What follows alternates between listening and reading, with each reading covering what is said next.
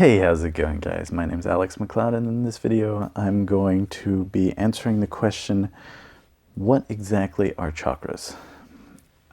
This question was asked on Reddit, but if you'd like an answer to your question, you can leave it in the comment section down below.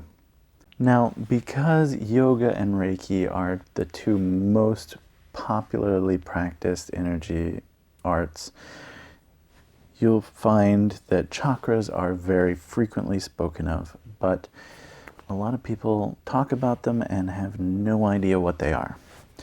So in this video, I was thinking we would go over the basics of the basics. Chakra means wheel, and what a chakra is basically a place where the energy from several vessels or meridians or whatever meet, and it causes a spinning action of the energy. It's not necessarily a storage point, but just a meeting point between major vessels. It's very trendy for energy workers to try and heal by balancing chakras, but the thing about chakras are they are not generally the cause of any issues. Rather, they're more like a diagnostic tool, which is why in most types of yoga, you're not going to find a lot of direct interference with the chakras. They generally work on correcting the body and physical imbalances, mental, emotional, that kind of stuff. So what you're going to find is that the chakra, being like a diagnostic tool, if you have a problem with your car, you don't reboot the diagnostic tool and that fixes everything. What happens is if you reboot the diagnostic tool, it just doesn't show the issue until it pops up again. So by messing around in the chakras, all you're doing is getting rid of the signal that's telling you, hey, there's something wrong here. Sometimes this may be enough to fix it because you've added some energy in to the meeting point of several vessels.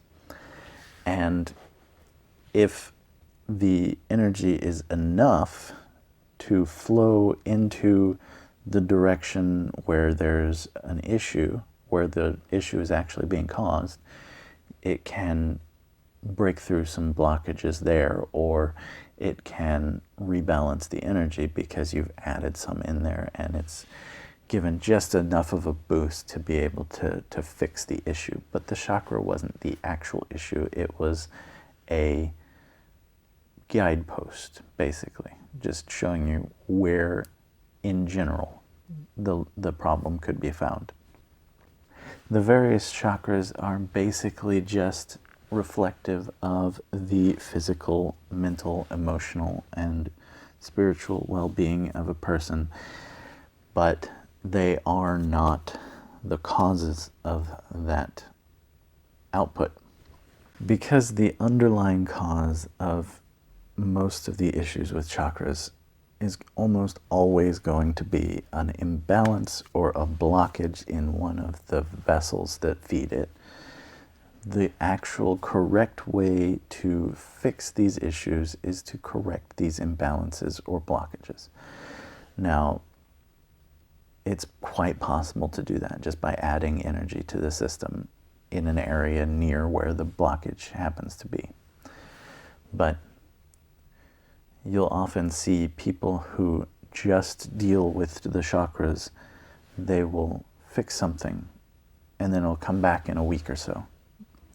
That's because the vessels feeding into it aren't fixed. You have to fix the underlying causes or nothing's going to happen. It's just going to keep breaking down. It's like there's a leak in the car, an oil leak or something, and you just keep pouring oil in it. Yeah, it'll get you where you're going, but the only way to actually fix the problem is to fix the oil leak. In the same way, if you just keep adding energy into the chakras, yeah, maybe you can get by, but it's definitely going to be better to find the actual cause of the issue and correct it. And it's not that big a deal. You don't have to actually even know the true cause of the issue.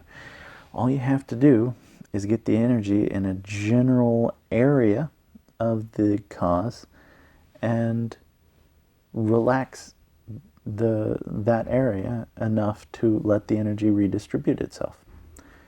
There's a lot of tension in the body, and that can stop energy from flowing properly.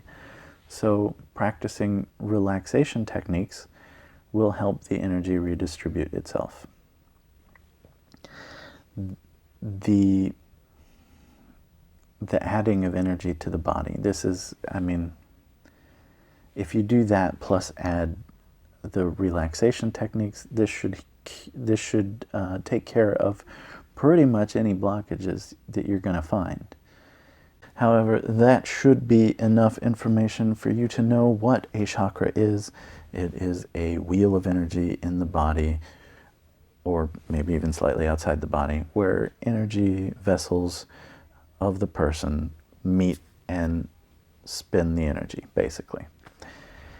They can be used as a diagnostic tool, and that's about all the useful information that you need to know about chakras. If you liked this video, please leave us a like, hit subscribe, ring the bell icon for notifications, and if you would like to learn more about meditation, you could join our free Introduction to Meditation course at heartlotus.guru/meditation intro. Thank you for watching, and I will see you next Friday.